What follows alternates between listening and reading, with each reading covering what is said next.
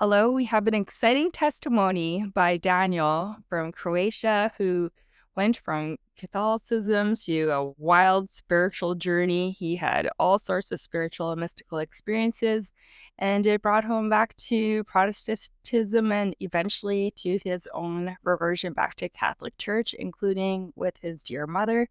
Thank you so much for meeting me today, and I'm excited to hear your story. Thank you. Thank you for the invite. Yeah, answer my call. The beginnings, I was born in 80s in then Yugoslavia, and it was good. It was actually a very good childhood. But as far as faith goes, I was raised in somewhat traditional Catholic family. My catechesis, it's hard to say it wasn't good because when you're a child, there's just much things going on. Also in the world, in my little world, since basically the country was that system was falling apart. It was a bit hectic in a way. Still, I would say I had very, very nice childhood. I would actually say in a way it was idyllic childhood. There was nothing per se traumatic, but those were 80s. My parents were basically influenced by some new age ideas, and they were and they are really good people, but they started exploring different paths. They were always open to church, and we went to church, but they got into Transcendental Meditation, and actually they were quite advanced in it, devoted to say. We went on trips, and when I was 6, that I was the youngest child in then Yugoslavia to be initiated in Transcendental Meditation. And it's basically, it became popular in the West by Beatles, Maharishi. It was guru, teacher. Anyways, but the whole idea was presented really nice, but it's basically it's revolves around the mantra you concentrate on to try and transcend reality in a sense. But even before that, I had some experiences that I couldn't necessarily explain when I was a kid, and they were basically happening few out-of-body experiences. What would happen since I was a few times in near-death situation. One example would be drowning in the pool. And what happened is basically I saw this kid in the distance. That was me, of course, but I was very peaceful. But I just saw this kid, and I was looking at this kid, and I was on the edge of the pool. It's there's like a little step, and you hold on the side, and you're on that step, and there were grown-ups there. And then I lost my step, and then I just started drowning, and nobody noticed, right? Then I see this kid, but I'm totally peaceful inside, and then I'm just noticing this kid, and I'm thinking to myself, this kid he's gonna drown if nobody does something. And I was on the outside. But he was very peaceful for me. I was not in a panic or anything. I was just observing that. I think that from the early age I had this feeling there's something more to this. It's not everything just there are other perceptions, I think that. I had several other situations that it would usually it happened quite a few times in my life actually. But when I was a kid, I also had male kids are very curious and silly. Anyways, it's funny looking back, but there was an power outlet. I saw it as a child, and I thought, yeah, I know this is. I wonder what will happen if I take a leak on it, And I did that, and as I did that, a similar thing. Nothing happened to me. Thanks be to God, But the same thing happened. I saw it from the third perspective. As it was power just started. It was just I saw some blue light, short switch, but there was some reaction there. And it went between my legs. Nothing, I wasn't shocked by it or anything. But it was a dangerous moment in a sense. And I also witnessed it from the outside. Then as my childhood progressed, I wasn't necessarily very devoted to meditation or anything, but I did have some just experiences with it as well. And it was hard for me to merge theology and experiences, theology, and when I would go to mass, and it just seemed rigid in a sense. And I did have some actually nice experiences in church, and also, yeah, spiritual. It was still, for me, I remember, because you're a kid, you absorb as a sponge with the whole mass by the ear.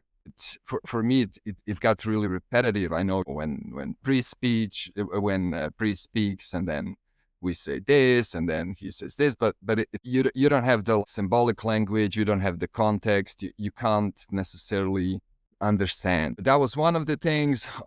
And then also, since the church was in then Yugoslavia, then some compromises were made as well, but that's different. But I remember some sermons were anyways bit yeah. But all right, let's as years moved on, I started to go more into the world. This is let's say teenage years. The war started. What was it? 91st. That was for me very traumatic as well. Just the whole thing, and I was always praying, God, please, and anything, take me in a storm, natural, anything, but the bullet. For me, that was it was such an unnatural thing, and it was always on television, seeing people just. And it's very interesting, since, for example, my sister or my friends, when I talked to them, nobody had that reaction. But for me, it was, I took it very, very to heart, the whole thing. During that time, I started diverging a bit more into the world, and having some little wrestlings, doubts, and wrestlings with God to say. Still, when I was a kid, one thing that followed me from very early age were deep fears of disappearing. I realized everything is temporary. That haunted me to a place where I would have panic attacks. And I also had this, which is very interesting looking at it now, but it was quite symbolic. But I had this nightmare. It was continuing nightmare, where I would walk on the edge of the pool in the dark, just with some backlights. And then when I would lose my balance and dropped in the water, underneath the water on the bottom, there were monsters, right? And as soon as I would touch the water, they would just come up in an instant and devour me totally. They would devour. I was utterly helpless. And I would wake up in sweat and tears, and I would need much time to catch my breath even, and recollect myself. I was afraid to go to sleep sometimes, and I was afraid of the dark, actually, to a very long time. Now it's abstract now in my mind, but I was very, very afraid of the dark. That's one of the things that later Lord transformed in an instant. Yeah, thanks be to God. But that's one of the things that followed me throughout my life. Every now and then, even in older years, I would have even that nightmare, or I would just wake up basically in a panic state. It would just be dread. And it wasn't, it was not good. I would just couldn't catch my breath, and I would just be totally out of it. I needed much time to get back. Yeah, my mom continued. Mom was the culprit, and I'm not saying that in a bad way, but usually it's there on beginning of the Bible. There's why, but yeah, there obviously is. It's almost it's a tendency. It's a gift in a way as well. But I think it's easier for women. They're more spiritually aware. That Mom was going in this different, and of course, this had some influence on all of the things that were happening to me as well. I said, mind, it's all super good. I wouldn't change a thing. It is what it is. I just want to say that. Mom started doing. She eventually went in Reiki 1, Reiki 2, which is basically they would say it's using universal energy, channeling universal energy, using visualizing symbols to achieve something you want to be achieved, basically. And she became a teacher at one point as well. but she never charged anything for it. It was all for, and I also, whatever I did, it was just for the purposes of wanting to get a grasp of what is happening, to do good, to help. It was never about getting money or anything like that. That's a biblical principle, right? It's freely you receive, freely you give, and that's always one thing that was in New Age circles, which was you can't you can't charge for something that God is given. There's no way.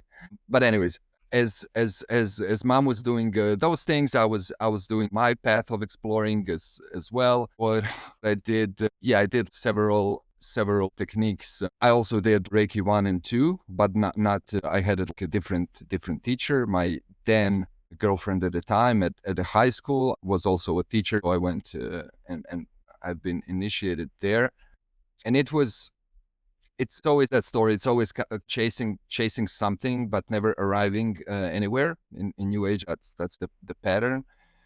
And you're encouraged to let the things that are happening happen, no matter what they are, which is silly looking back. But one of the things that was that lady was doing energetic treatments on me on FAR. And I would always experience them, and I could feel what's happening within my body. I was quite sensitive to those things. But then again, I'm quite a bit pragmatic in that sense, which is God actually used later very well for discernment of some of these things.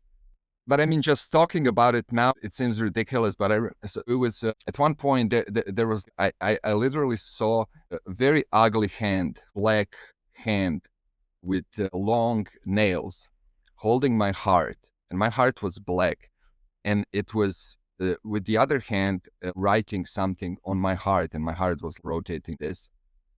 And then I reported this to this lady. Like I said, I wasn't even, I was just so I saw this when we did the thing.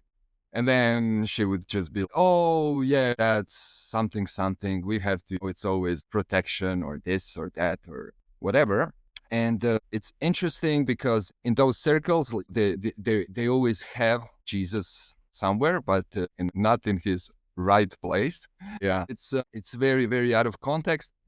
And that's one of the parts that I was always missing, was that grounding. That actually later, a lot of it came through theology, as now he passed. Dr. Michael Heiser, who said speaking truth into lies and just reading things in context. But anyways, for me then it was just how much things are happening, and you don't have a time or will to go and to read the whole Bible or this or that. They're just going with these experiences and not even trying to reach something. And they would call it enlightenment or whatever. As this continues, I kept doing. I did a Silva method. I did how's it called? Theta healing, and which are just different techniques. I would say Silva method is by a guy. Actually, I mean, around these things, it's basically exercising your extra perceptions to detect things, and it's not esoteric actually. That one is quite grounded, and they keep it rather practical. But basically, to detect something under the ground or here or there, it's just exercising your extra senses. Then that was by some guy, the backstory, but. And then the other one was by this lady, and it was basically a visualization technique through a symbolic world, let's say, through layers of consciousness, as to get to God, to ultimate consciousness, and then work from there. And actually, there I didn't have necessarily a negative thing there. Actually, one of the things that happened there was really. It was interesting. It was 360 vision. There was exercise with this lady that I didn't know. And then the whole idea is basically to go to heaven and then to connect with her from there. And then write your observations. What happened there is I actually, when that happened, I sat back and I saw it, and in her body, I had this 360 vision, and then I could hear the teacher speaking, but, and then I was, oh my God, what's happening? And, but it was that in that instance, it wasn't chaotic, or I had some information about her, and it all I saw on her foot was broken, a toe, and then I got 9 and bicycle. And then I saw her in her kidneys, it was sand. And then I asked her, because it was suggested by the guy you can speak. Anyways, it all turned out to be true. I was amazed by it, but I couldn't necessarily, as time continues, and I every now and then I would have doubts, and because their whole the whole New Age movement is not doesn't necessarily have central teachings, but some of them, reincarnation usually is one of them, and that would be, for me, it wouldn't make sense. Although I've seen some visions that people would say, oh, those are past lives, and I would be, even then, I was very, like I said, I had that pragmatic thing. Yes, I saw something. I saw that person. I felt some emotions. It doesn't prove a thing I wasn't invested in that. It wouldn't make sense. Why would you be here and have past lives and then not remember them, and then having to do? But yeah, that's. I remember once, and that was once I was in my kitchen, and I was having deep doubts about God in general, God, and it was almost, it was deep. It was almost, it's not coming from me. It was, and I remember I was holding this glass. I was just doing something around the kitchen. I was holding this glass. It's a wine glass, right? As I was going to put it on the shelf, and this question just overwhelms me. What if God doesn't exist? And at that moment, I dropped that glass from my hand, and it falls on the, how do you say, tiles, hard tiles, ceramic tiles, and it just does this, cling, cling, cling, cling. It starts. Yeah, it didn't shatter, and I'm like, it's just, I get overwhelmed. Just, oh my God, just silence. And I would put it back in the cupboard and continue doing my things. But that was one of the moments. It's going to connect later with something else. That's why I mentioned it now. Little places where God shows up. Yeah. Where do we go from here? Let's, this is also very important. This point of my life, I'm a teenager, and my mom actually reconverts back to faith. And that happens in rather supernatural way. And she went to, what's it, Medjugorje, right? Yeah. I never went, but she went there. She went there, and she was doing all her practices still at that point. But she went, and one evening, this is now me retelling just part of her testimony. She would probably say it a bit different, but basically she was walking, I think, with a lady friend, and there's a big cross there. I assume there's many, but from my understanding, it's one that is big. If there's a main cross there, I'm not sure. I wasn't there, but the cross, as she's walking, if it's this, the cross turns this to her, and then back to its place, right? Very slowly. She falls on her that instant. She falls on her knees, repents, and of course it's by the grace. It's right there and then starts crying, and for her at that point everything changes. What she does is she takes me and my sister in a room, and she's basically witnessing to us. And I've never seen my mom this, never before that or after. She's basically crying, and she's giving testimony of her life. Then, like I said, she told us some things that were never before or after mentioned. And I was just, it left a mark, quite a big. It's a good thing. But she also said it at the end, but I knew there was no doubt something has happened. Her life changed overnight. And I'd say I was around 15 at that point. And so she started going to church, and I was like, At one part of my brain thinks it's mom. It's one of her things. Something spiritual happened, good. Other part of me is convicted because this was something else. My mom just witnessed to us, and this was something. This was tears. This was everything. She was. But she said it at the end, for better or worse. I mean, but it's good. I mean, it's God's principle after all, free will and respecting the free will. Even though she could say, "Oh, you're in my house. You're gonna go to church now and what not," but she didn't. She respected in a way. Like I said, for better or worse, and I did. I think I'm not sure because when I'm still not sure with these things, it's because God has to call you. How does it work? It's not. It's His grace. Yeah, she said basically, I will not force you to go. I shared your testimony with me, and Jesus is the truth.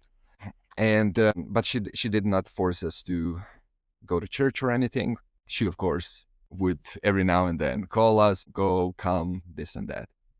And every now and then I would go.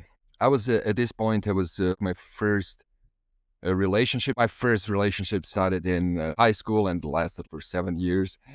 And I was always in these long-term relationships. And at one point, this was I had 18. I was 18. This was a very worldly relationship. I mean, we were really nice to each other and everything, but we were not living holy lives in a sexual sense, or but from with that lady, actually, yeah, it was there was nothing spiritual happening on her side. It was all me. Anyways, at this point, there's some drama happening in our relationship. I want to go to confession. And there's this big confession. When's that happening? It was a big thing, and in cathedral, a bunch of priests is gonna be there, and I'm going there to confess. I'm clean slate. This is it. Here we go. Of course, it was quite prideful from me, and without a lot of understanding. But it was just, yeah, let's go. I'm going to confess my sins. What happened is the priest there should have probably went to my little church, but I didn't. I went to cathedral, and the priest basically told me that there was a bunch of people, and he basically didn't give me absolution. Because he said, in wisdom, of course, which I didn't get at the time, I could give you absolution, just going to continue doing whatever you're doing. You're not living a holy life. He just sensed it's very superficial from my side in a way, which it was. Upon exiting that church, that was my official tearing apart my relationship with church. And what's interesting then, which I recently reconnected, is when I exit the cathedral, I saw myself from third perspective. It's basically symbolically close to that. That's how I understand it now. But then I saw it as a freedom. This is it. This makes no sense. I did what I have to do. I came here. I confessed my sins. Get what to do. This is I'm out of here. I'm closing these doors.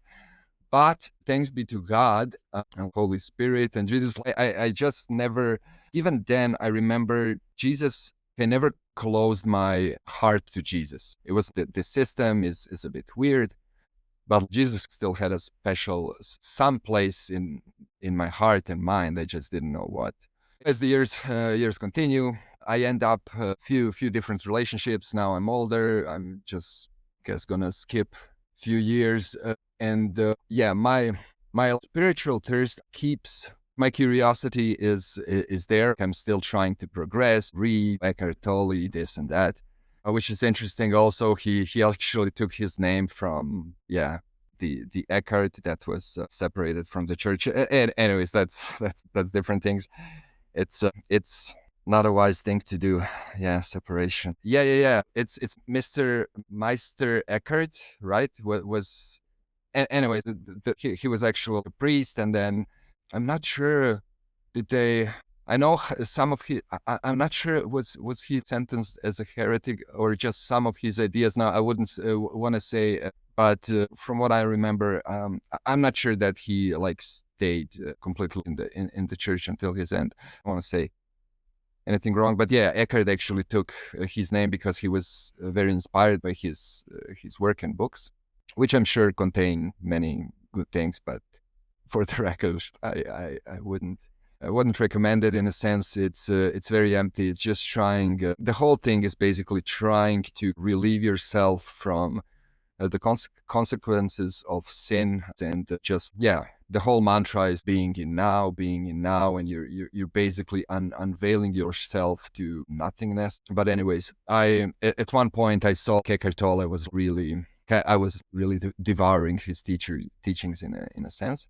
But then you notice your patterns and skipping from one teacher to another and similarities. At one point, I ended up in a relationship with a lady. And I never, because in my family, in my close or wide family, there was never a divorce.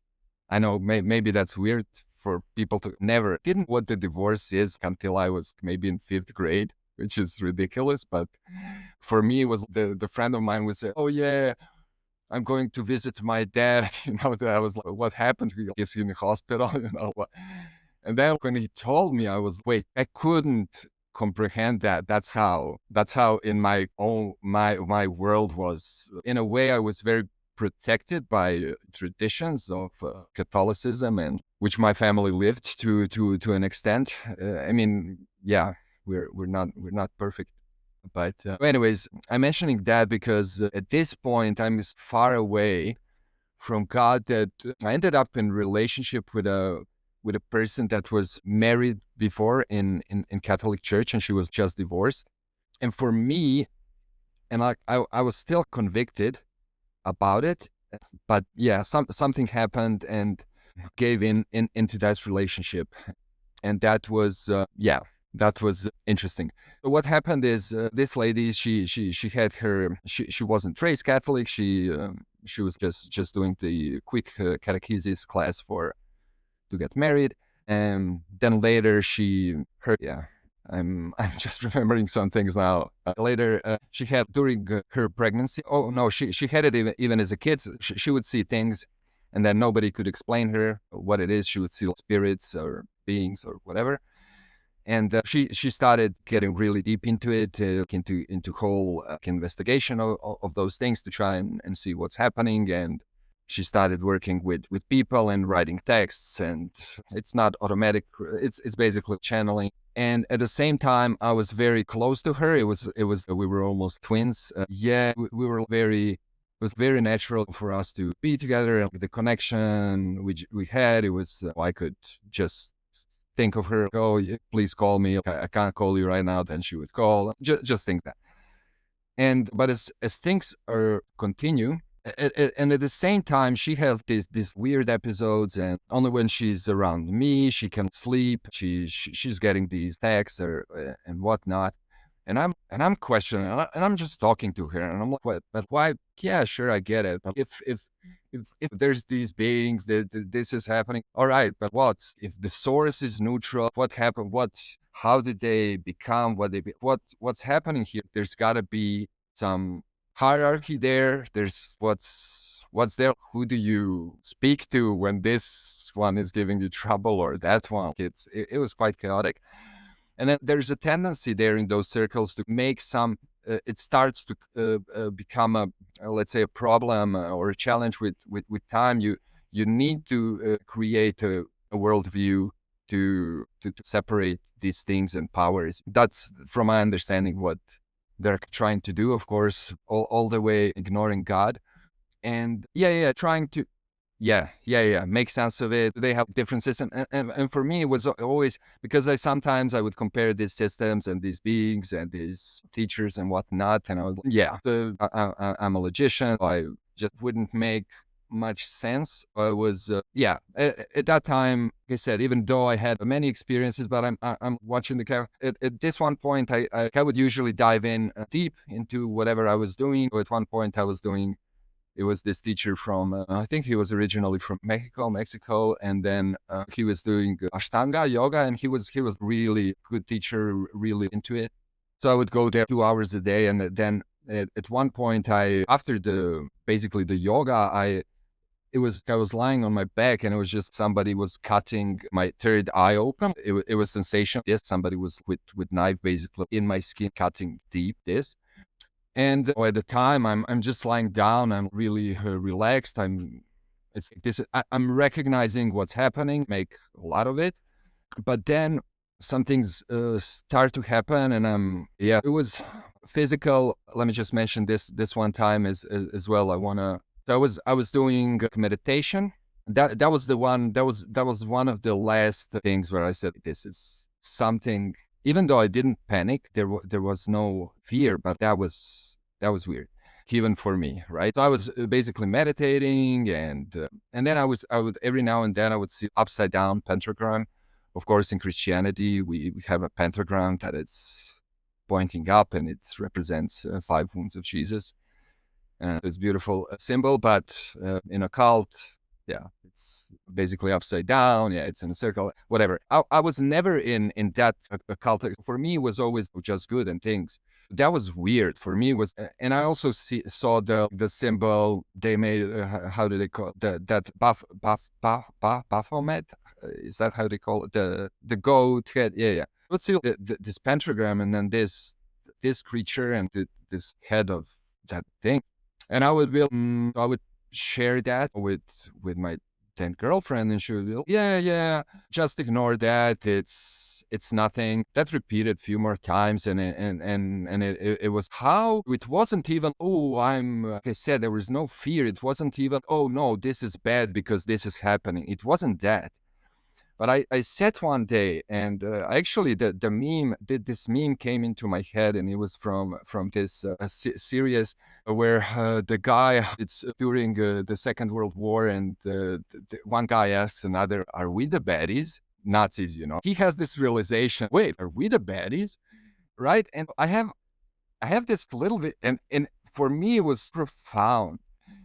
Because I sat back, and I thought I just know, really, how no? Because, for example, in that system, there was, sure, bunch of bad people, bunch of people that were really good and really believe they're doing well.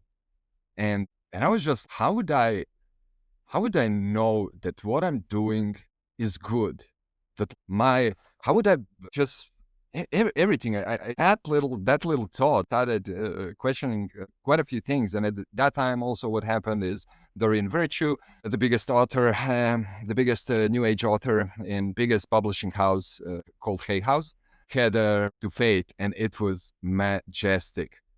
Thanks be to God. What happened there is she basically publicly, she was the number one author, and she had all these angel cards and whatnot, and Dolores Virtue, yeah, and she majestic. She went online. She pulled everything off the shelves. She gave public testimony. She apologized to everybody. She was, and for me, because she was rich. She lived in a super fancy house, whatever, and she took it all. She had to sell her ranch. When something that happens, when you see that something happened, nobody forced this woman. This woman experienced something profound. She turned her life around in all aspects. And for me, even though I wasn't her fan or anything, but I was watching. That was a great witness. And of course, it did split New Age world in a way. Thanks be to God. And then I remember when I mentioned this to my girlfriend, and she was, oh yeah, I never really liked her.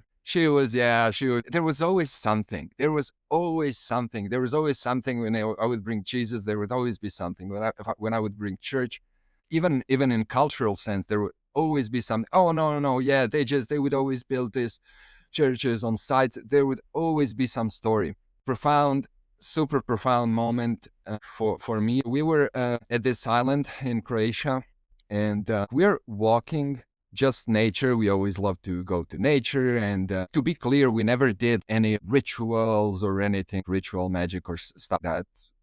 No, which is that's why it's how can you? Because I would always think I'm not doing anything wrong. It's oh God have mercy. Anyways, we're walking on this hill, right? And there's how do you church? There was little chapel there or church, and I just see just parts of it. It's destroyed. You can just see stones on the bottom. And I always loved, even then, I always loved churches. And I would always, when we would travel somewhere, I would always enter churches, and I always, just them. And then what happens is I entered here, and I'm just walking around. Faith is not on my, nothing is on my mind. We are there. We're walking. She's a bit further away. I'm there by my own, and Holy Spirit touches me there on his little broken church, or not broken, but collapsed church. It's just when God touches you, when Holy Spirit touches you, and Jesus, there's no comparison. Basically, it's hard to put in words, but it's out of worldly. It's completely powerful, completely peaceful, completely light. It just can't be put. It's pure. It's not you. It's not you. You know. It's not that. As that happened, it was just in an instant, and I was just completely undeserving, completely unexpected, but connection was there, and of course I wanted to share it, and then I was like, hey, what? Something just happened. I tried to put it in words with my then girlfriend, and she was quick to dismiss it again with and I was. But the funny thing was, it wasn't even, but I was just, there was no need to even bother trying to explain it or anything. It was just because I knew there was no way I could describe it. It was just that it had to happen. Nothing.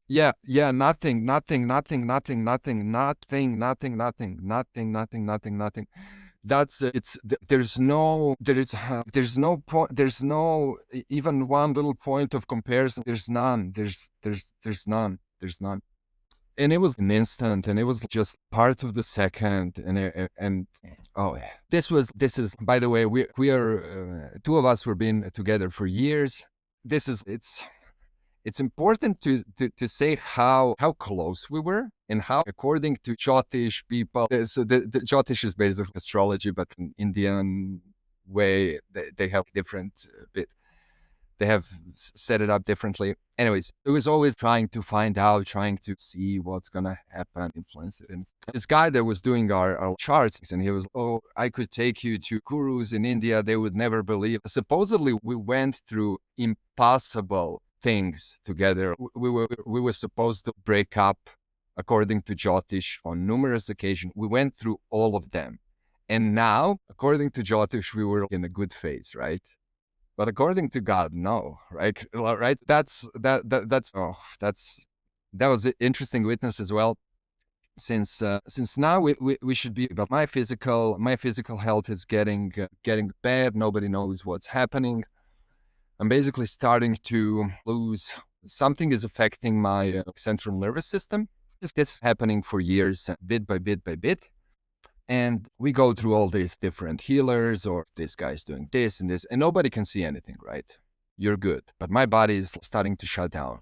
We came to a point in our relationship where I decided, love is a decision. I'm deciding, because we were live separately, but this is it. I'm going all in. I basically lay my life, and this is it. I decided, I love you. Let's go. That's what she always wanted. And what happens then, it's quite amazing, is I lay it all down, and by God's grace, God closes that door in a way that makes no sense. Basically, she turns away at that point. And I'm devastated, and we split there. And for me, that was super. It's very hard to explain, but we were close. And for me, separation was unbearable. I couldn't process it. I couldn't handle it physically. There was just nowhere to turn. And as my health is deteriorating as well. At one point, I'm bedridden. And they were thinking at the time, what was it called? There were a bunch of videos where people pour themselves with cold water and ice, ASL, right? They thought it was the symptoms were there, 70% of them, but it wasn't. But they still didn't know what it was. And I'm in my bed. This is where my deeper wrestling starts, because I lost meaning. I also had some deep depression episodes on my job where I would be 5-star hotel, everything is perfect, everybody's happy, food is there, people are there, my heroes from childhood are there, and I am crying. I'm empty. I'm just walking alone and crying. I was unconsolable. Is that the term? So there was no meaning as well. So as I'm on my bed, my prayer, and it's basically wrestling with it's very real existential crisis, in a sense that my intellect was going, because it was the thing was affecting my brain as well, and my physical body, which was my whole life was very good. I was always into sports, and my intellect was high. And now everything is collapsing. Everything is collapsing, and I know, even when I could walk, I remember walking and just walking and looking at people, and these peoples are living their lives, they're on the beach, and I knew a year from now I'm a dead man walking. It was, I'm not here, and nobody cares, nobody sees it, and basically nobody can do anything about it. It's the thoughts are devastating, because you can't put them. It's just dead man walking. But later, as I'm in my bed, and Doreen had her reversion to faith, and I started, actually got a Bible, and I started reading and wrestling with God. But it was, for a while, it was quite things turn on you. My prayer was, it was not even, because since I recognize that even if I walk tomorrow without a meaning, if there's nothing, it doesn't make, it makes no difference if I die tomorrow or if I live few more years. What difference does it make if there's not, if my prayer was then, God, if you exist, I want to know you. And that was it. It wasn't give me help, this or that, but it was just that. It was just a simple prayer. Yeah, it is. But it was very, but it was, and I believe it's just by mercy of God, because He's calling you, and even faith is a gift, which is something that would later help me a lot, because that whole thing, our will and God's will, and I started. I'm starting reading, and I have these prayer sessions in my bed alone, and quite a few things happened. It's hard to me to order them exactly in a timeline, but it was that prayer. It was reading the Bible. It was in those since my body was still shutting down, and I really wanted to get closer to God, in how, and I was just I would feel this guilt. And what do I need to do? What do I need to? I would just pray. I would just pray, and then I would cry and pray and cry for a while. Natural things and things happening. Okay, notice I had this sensation in my eyes. It's almost they had another set of how do you call these blinker things? Eyelids. Yeah, another set underneath that would go this. Every now and then I would feel this over my eyes, and I would notice it, and I'm not gonna make a thing of this. Something's happening, and of course it's snake has that, right? But I don't know where to turn. But I pray, and as I pray, God puts on my heart one priest, which was he was a bit controversial at the time, because lots of miracles were Catholic priests, by the way. Lots of miracles were happening around him, but he was also, church had some he was never excommunicated or anything like that, but there was some tension happening there.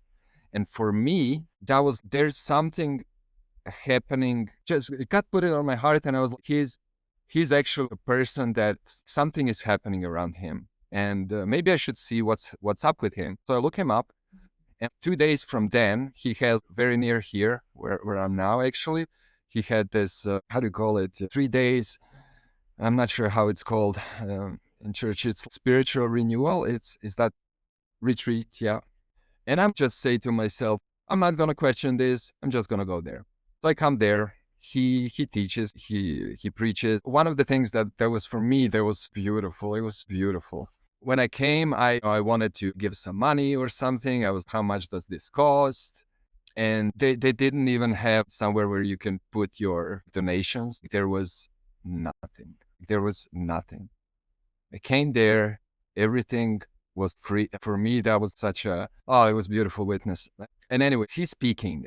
And then sometimes he speaks about politics or whatever, and I'm just listening. And then sometimes he speaks on theology, and I'm listening, and it's interesting because I'm hearing things that didn't. And then one day, it was 3 days. I'm not sure which day it was, but I'm there, and he actually had stigmata. He was sent to Vatican to investigate, and that Catholic Church was very rigorous around this thing, which is in the end a good thing actually.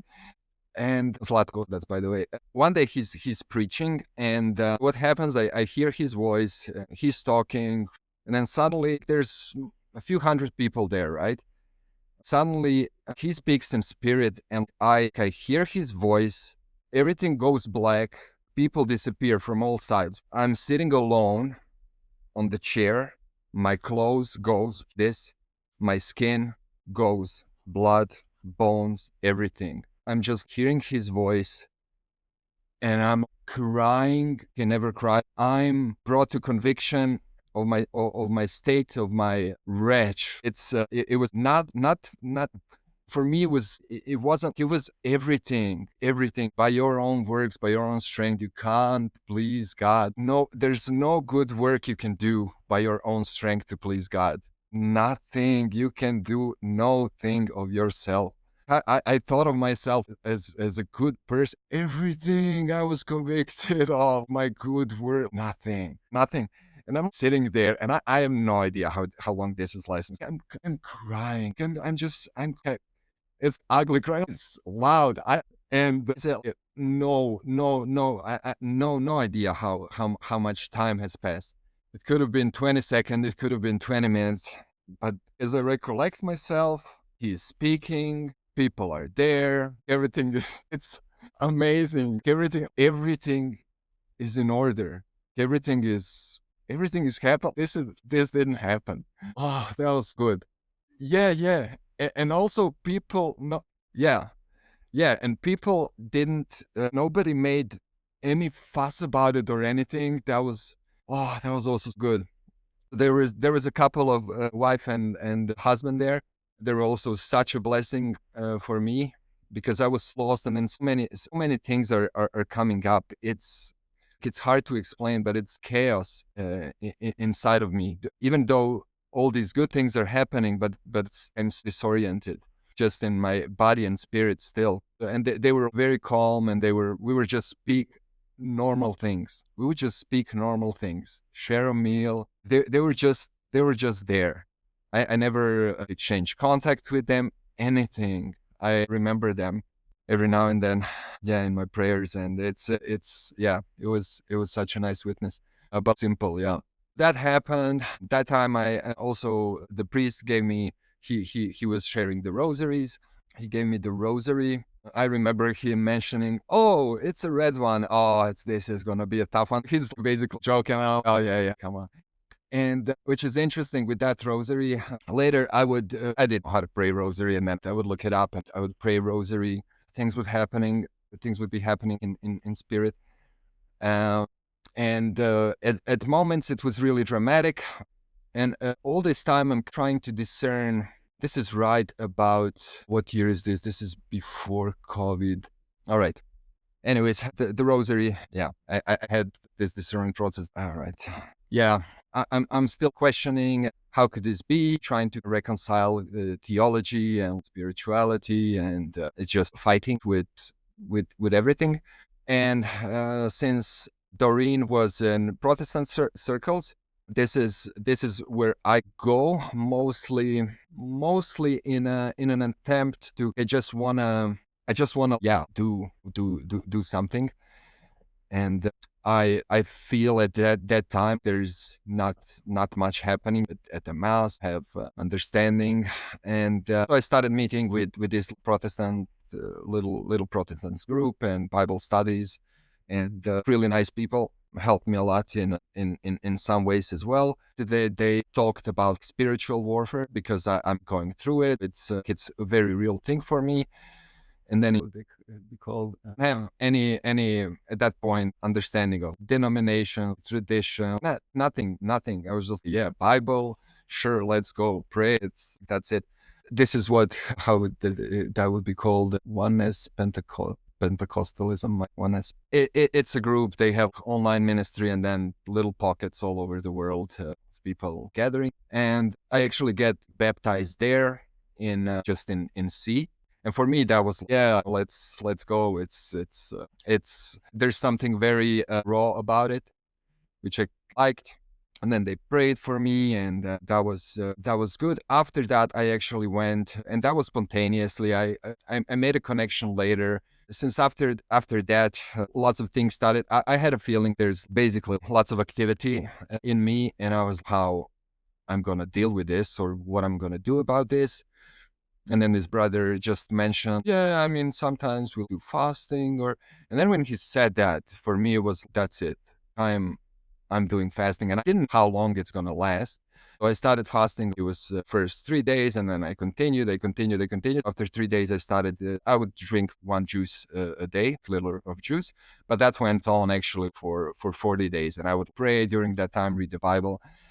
And it was really big blessing in a sense that it helps with just getting closer to the Lord and more intimate. And we continued having these groups and our prayer groups and our meetings, and that was really nice. At one point though, what happened, which supposedly happens often in groups, that they had a split within the group, and I couldn't reconcile it. And I was, no. I won't get into details, but it's people had different opinions.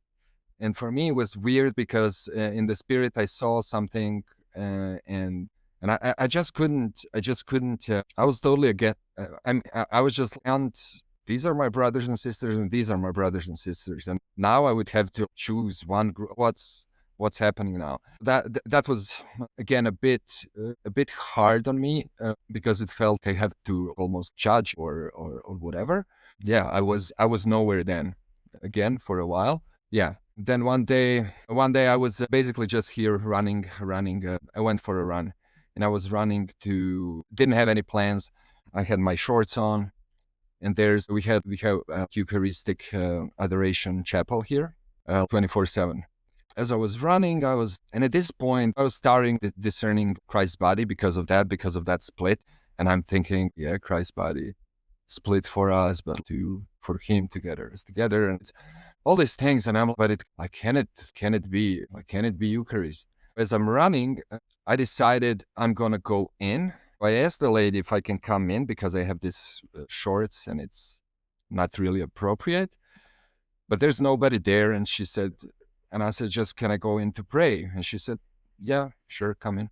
So I get in there, I get on my knees, and I pray a simple prayer. God, please, want to offend you, want to bless. Please help me. Please, I cannot discern. Is this your body? Is this your body? And that was the prayer. And I just let it go. And I didn't expect, like I said, very pragmatic. I'm just there. It was, in a way, it was intensive, but I just let it go. And it's hard to say, but not long past, I gave up of the not need the, I can't explain the state, but basically just giving up on letting go of prayer. How to explain it? Giving up on it. Just, this is all I can do. This is all I can do now.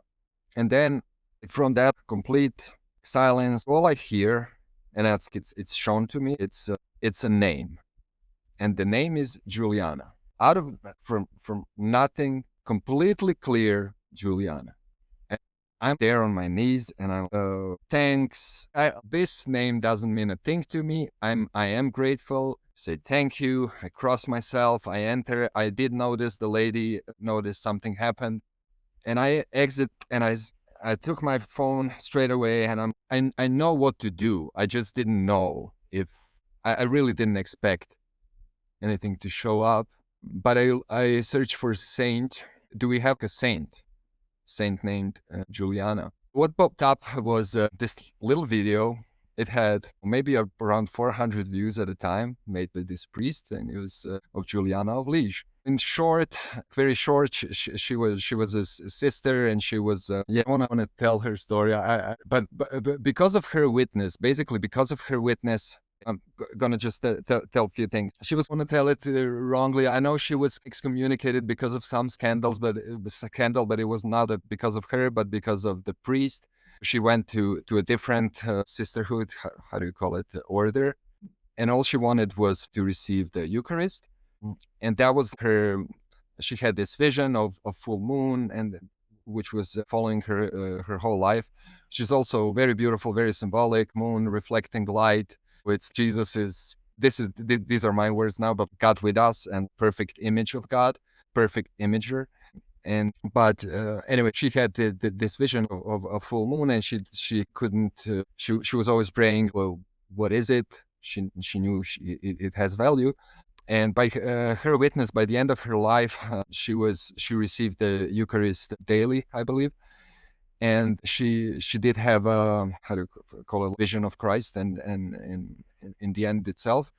But by her witness and because of her writings of the Eucharist, she was witnessing how we didn't have at that time, when she lived, Eucharistic adoration or Eucharist day we worship Eucharist in the calendar. And years and years later, maybe a few hundred years later, I want to say it wrongly, but there was something happening in the church, and somehow her witness popped up, and Pope decided to Eucharist in calendar. That was, for me, very interesting, how God didn't say, yes, this is my body. He pointed to a saint, and for me, to a person, Juliana. And for me, I was, this is where I start my way, basically, back. I mean, in a way, in a sense, if that's your experience, but in a sense, it's you never left. I did, and these realities are real and are not to be taken lightly. And it's also for our protection, because the whole spiritual world it's not our domain. It's not your domain. It's the commandment is there for our protection, basically. And after that, it still wasn't, this is it. I mean, it was, but it's, I think things, then anyways, I for me, that was it. That's, the church is Catholic. And then I had my fighting with history, just things and dogmas and theology, basically, things that, God touched me profoundly. And then anyways, I'm walking again today, and I'm healthy, and as far as that thing is concerned, there is, it's not perfect in a sense. Also, when on reconversion, I was, that fear thing I had my whole life. And even before one dramatic thing happened, that was basically the night where I recognized Jesus as the Lord, as God. And it was, that's hard to, that's one of the things that happened instantly, even days before. Some things were happening around the house, and I could hear steps on my attic, human steps, no rats, no, and there's nobody on the attic. Attic is, there's absolutely nothing there. But now, before, when I heard that, because things that were happening when I was in New Age, but now I was alert, I would notice it, and I would feel uncomfortable, but I would just be observant. But then after coming to Christ, it was no fear, just no. Christ has won. He holds you on the palm of his hand. It's there's nothing to be afraid in that sense. That was one of the things that would later help me as a witness when I would go through different doubts, because I knew I couldn't deny that, because I knew I couldn't produce that. because I was trying to release myself from fears my whole life, and I knew this wasn't of me. I couldn't make myself feel not afraid. Yeah, yeah, yeah. Dramatic. I had quite a few good things that happened, and that God used me and people in those Protestant circles, because I did see God working in through those people as well, and it's beautiful, and God can use anything, even a donkey. But in just ultimately, there's no order, and there's no necessarily a goal. It was I'm gonna share this. It was one of these churches. Yeah, after this split, I went to this one church that was near me, and I remember it was really cool pastor. And then the whole praying in tongues things as well is we had a meeting, and he said, today we're, how did he put it? It was almost, we're gonna have I'm gonna reveal, let's say, a mission for this church and for us and whatnot. No, and I'm entering there as he's saying this, and I'm, by the end of this meeting, he will not say anything about it. That's in my spirit. I'm completely calm. I'm there. I'm just observing, and he talks around this, that, yada yada yada. By the end of the evening, he doesn't. There's no the reason we gathered. He didn't say anything about it, and I'm interesting. So then we pray, and people are just praying in tongues, and then this lady gets a vision, and the vision was she's a big egg protected, and then she saw a smaller egg, and it was a smaller egg. It's almost trying to penetrate this big egg, but it can't. The big egg is protected, and immediately in my spirit, that is Catholic Church. That is church. It's super clear, and I'm come on. It's not, because it's not in my mind. It's just like, wow, this peace comes over me, and I'm wow. And she's sharing the vision, asking if somebody has interpretation. As I want to say something, this pastor cuts.